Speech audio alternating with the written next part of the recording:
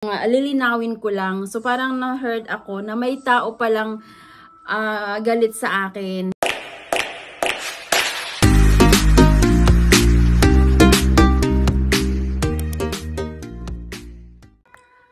Hi guys! Welcome to my channel and welcome to Monaco.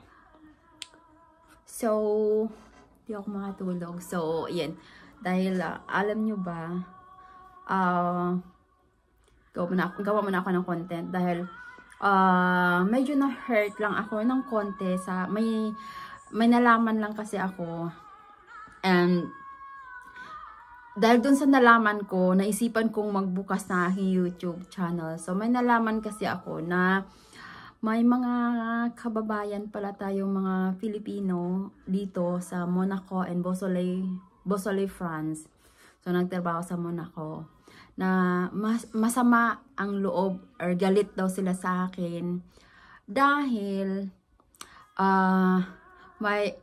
may lumabas na video ng, kung hindi nyo pa napanood, na video ni Awi Republic na about sa Monaco. And then sa video na yon is nakuha ni Awi yung aking video sa aking YouTube channel. So, ang pagkakaalam ng iba is nagpa-interview ako. So, nagpa-interview ako sa isang vlogger. So, I think Our Republic is a vlogger in Philippines. So, which is yung nagko-compile siya ng mga videos ng mga iba't ibang bansa. Like, iba't ibang ano. At isa nga doon, ang Monaco. So, ang video na yun ni Our Republic is about Monaco. Ano ang ano ng Monaco, gaano kayaman ang Monaco, and then siguro si Awi, o yung sino man yung editor ng Awi, o sino man yung nasa likod ng Awi Republic na yan, is nag-search regarding Monaco, and nagkataon na nakita yung aking video. So, I think nalaman, kumalat, so pinanood, and doon sa video na yun, may kita yung aking aking video. So ang dating sa video na yun is parang interview talaga ako. So ito yung video na yun. Ayan. Para lang lilinawin ko lang. So parang na-heard ako na may tao palang galit sa akin. So I'm a vlogger. So, nagba-vlog lang ako about sa aking mga nalalaman dito. So, hindi ko pinagmamayabang kung ano dito. So, ang nangyari, ang nakarating sa akin is, yun nga, marami daw mga, pinag-uusapan daw ako ng mga marites dito. Dahil kabago-bago ko pa lang daw, nagyabang daw ako about sa mga Filipino dito. So, maraming nag-mention sa akin, tinake nila as positive yung nakita nila about sa Monaco. And in spite pala of that is mayroon palang may galit pala na, kabago-bago lang, akala mo kung sino nang may alam, akala mo alam na lahat ng dito sa Monaco, ganto ganon. So nagyabang daw ako sa social media, and then nagpa-interview pa daw ako. So yun lang lilinawin ko. I'm not sure kung mapanood niyo po ito. Pasensya na kung may galit pala kayo sa akin, yung ngiting-ngiti pa ako dyan sa yung pala deep inside galit na pala kayo sa akin. So hindi po ako nagmayabang. Kung para sa inyo, pagmamayabang nyo itong paggagawa ko ng aking YouTube, paggagawa ko ng aking content sa aking YouTube, may mga nagtatanong na aking mga subscribers, so sinasagot ko lang po in a nice way, sa paraan na alam ko, at yung mga na-experience ko, and then sa aking mga kaibigan. So, hindi ko po alam ang story nyo ng ibang tao na may kung ano yung nyo. Yung aking sinishare dito is about sa akin at about sa mga nalalaman ko. Kung para sa inyo is pagmamayabang po yun, pasensya na, hindi ko po sinasadya nga ganun ang dating nyo sa akin. Pero ang kinagalit nyo ay dahil nagpa-interview ako, hindi po ako nagpa-interview. Okay, lilinawin ko po, hindi ako nagpa-interview sa Awi Republic na vlogger na yun. Kinuha po niya yung aking video na ito. Okay, kinuha niya yan. Diyan. Dito. Ayan. Kung hindi nyo pa napanood, sa mga nakapanood sa video ni Awi Republic, kung hindi nyo pa napanood, panoorin nyo po sa Hana Lisa dito sa aking ano. Andito po yan. Ayan po. So, ayan. Video ko po mismo. Kinuha po niya. Nag-cut, kinat niya lang and then in-insert doon sa video niya. Okay. So, ito yung ano, in-insert lang po niya doon sa kanyang vlog yung aking video. Hindi po ako nag-interview. Kung ano lang po yung ang ano doon, ang nai-insert niya doon na sabi nun ni Awi is ang muna ko ay ganito ganon, ang mga kababayan, ayon kay Madam Hanalisa, ayon sa vlog ni Madam Hanalisa, parang ganon yung sinabi niya na ang mga tao dito, ibang mga Pinoy, so, kasi diniscuss ko talaga dito, kung hindi nyo, kung napanood nyo lang yung clip na yon, panoorin nyo muna ang buong video, panoorin nyo muna ang buong video ko, kung bakit yun yung kinuha niya, kasi ang kinuha niya doon na, ang mga Pilipino ay sumasahod ng aabot, depende sa trabaho, depende sa sahod, depende sa sipag, na aabot talaga ng 200,000. So, hindi ko sinabing lahat naman ng Pilipino ay aabot ng ganon. Depende po yun. So, totoo po yung mga sinabi ko. Depende sa sipag, depende sa ano, depende sa sipag, depende sa trabaho, depende sa ano. So, yun. So, hindi ko naman, ano talaga, and na parang ano lang talaga na parang masasabi mo na lang pala talaga na ako vlogger, mag-isa lang ako dito, so parang yung ano ko, yun na yung libangan ko yun na yung ano ko stress reliever ko, yung paggagawa ng content, pagbabasa ng mga comment dito. So parang na ano ko na kahit pala anong pakisama mo sa mga tao pala talaga may masasabi talaga. And yun nga, nakakasad lang dahil yung nagsabi sa akin is nakikita ko din sa kapwa, sa simbahan. Hindi naman sa akin sinabi, nakarating lang doon sa ano. Nakikita ko siya, kangiti-ngitian ko siya. Parang doon ako nasad na, yun pala, galit pala. Bida-bida, pabida-bida daw ako. But anyway, nawala yung lungkot ko dahil pag open ko sa videong ito, may nag-comment na napaka-positive na comment, and ayun nga, sabi ko, dahil talagang nag-open ako para gumawa ng video regarding dito sa issue, baka sakaling makarating sa mga taong may lihim na galit sa akin, panoorin nyo po muna yung aking buong video. Panoorin nyo po yung video, wag nyo po akong husgahan dahil lang doon sa isang maliit na clip na video na napanood nyo. And lilinawin ko, hindi po ako nagpa-interview. Hindi ako nagpa-interview kahit kanino. Yung aking video ay kinuha, ang aking video sa aking YouTube ay kinuha without my permission. Kinuha yung aking video and kinat-cut niya yun, in-insert sa video na inedit niya. So, hindi naman ako nakagalit kay Awi Republic dahil nagpapasalamat din ako kahit paano napansin niya yung aking YouTube channel, napansin niya, and dahil sa kanya may mga pumupunta sa aking YouTube at nag-subscribe. So hindi ako nagalit, na-upset lang ako dahil may marami akong mga kaibigan, minention yung aking pangalan, mga kasamahan ko dito, nandyan ka pala sa nandito ka sa na yan, sa video na yan. Nagpasalamat ako kasi maganda yung kanilang mga sinabi.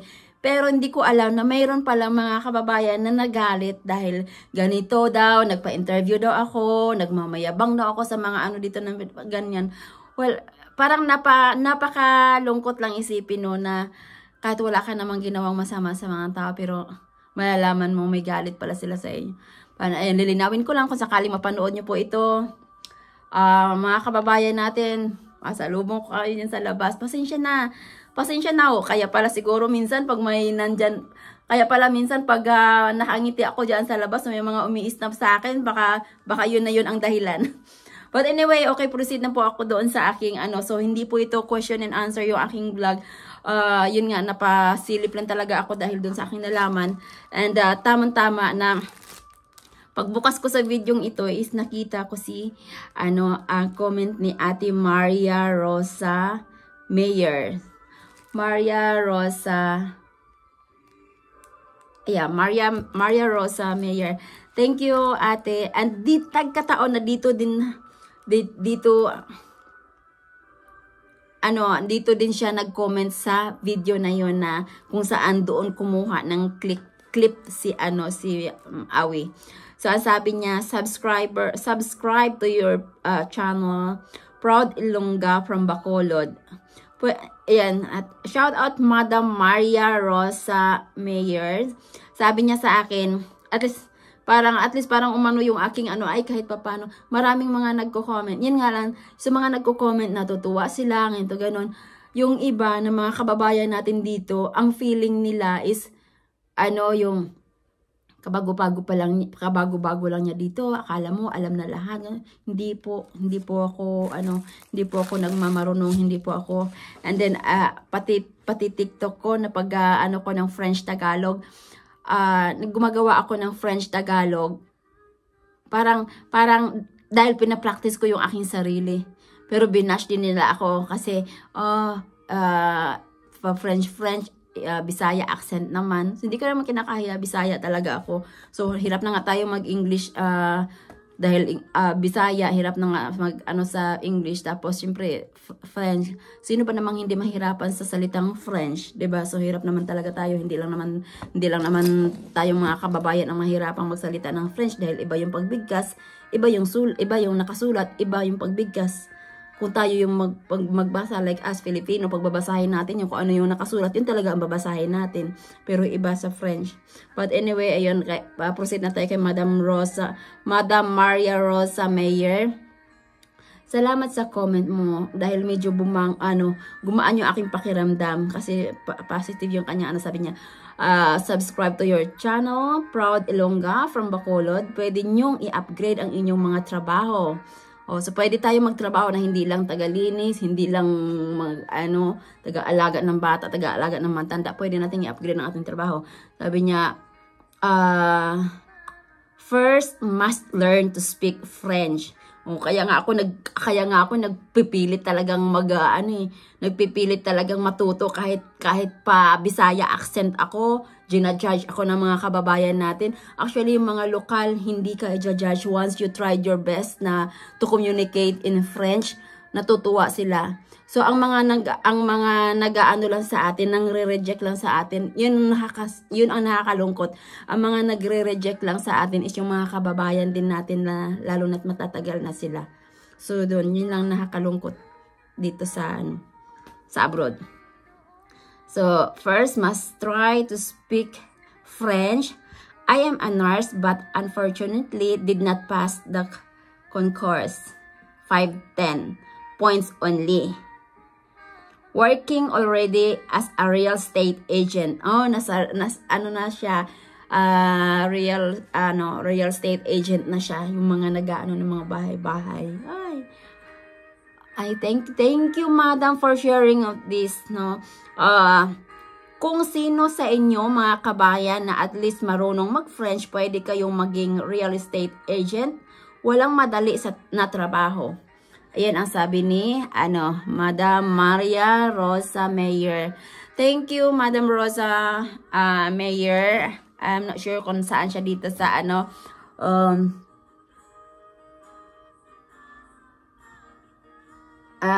hindi niya binanggit kung saan siya dito sa Europe. Siguro sa France din.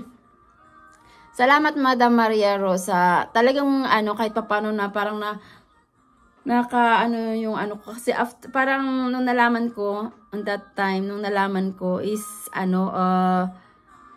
parang bumagsak yung ko na parang nakikita mo sa simbahan tapos parang ganun, tapos ko ay parang ang easy lang talaga sa taong mag-judge dahil lang napanood nila yung video na yon, hindi nila napanood yung aking video.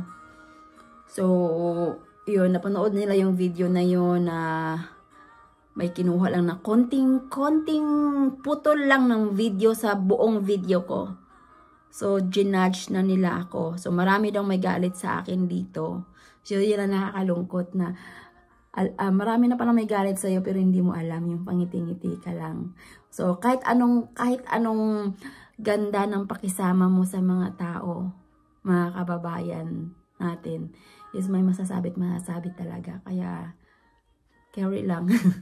Yun lang. So, yun lang yun. Gumawa lang ako ng video na ganito na sana naman, sabagay, di naman ako, na-hurt lang ako. Dahil, napakadali sa mga taong mag-judge. Tapos, syempre ako, kinuwento ko sa aking anak ko yun. Sabi ni anak, try to ignore people na lang as long as hindi nanggagaling sa pamilya mo yung mga salitang yun. Doon ka masasaktan, wag ka na masaktan. So, yun.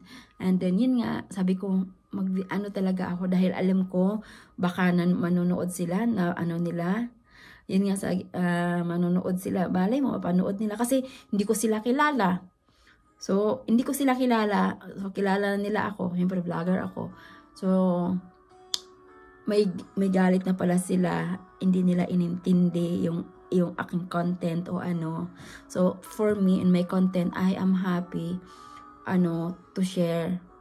So, hindi ako gumagawa ng content para magmayabang.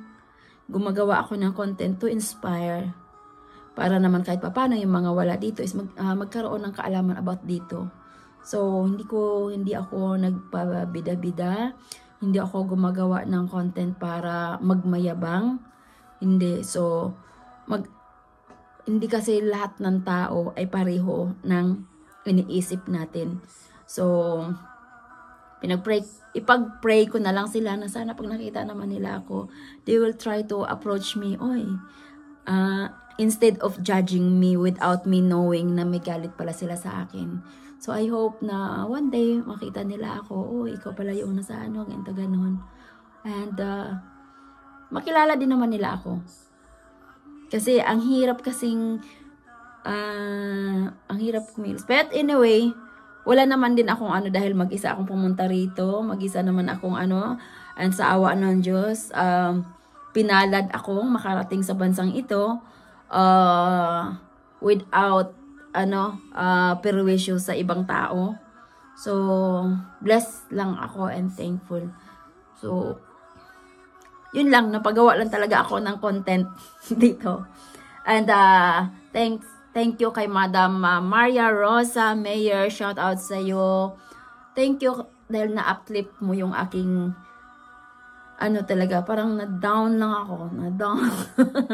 Dahil parang ang hirap. Yung katatapos ko pa lang din naman nag-pilgrimage kami, and then nang ngiti-ngiti ako, dami kong mga nakilala na naman.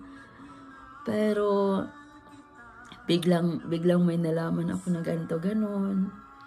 So nakaka-hurt. Siyempre, yung emotion natin, sometimes hindi natin maano. Pero hanggang doon na lang.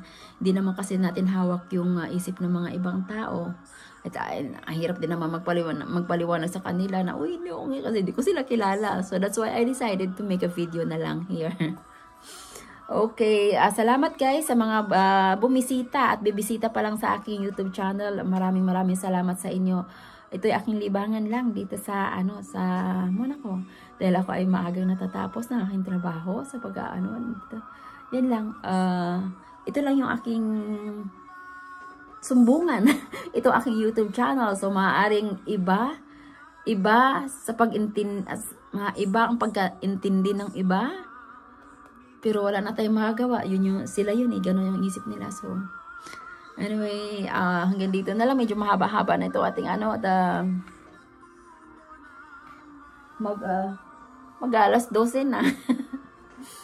Okay, maraming salamat. Bye!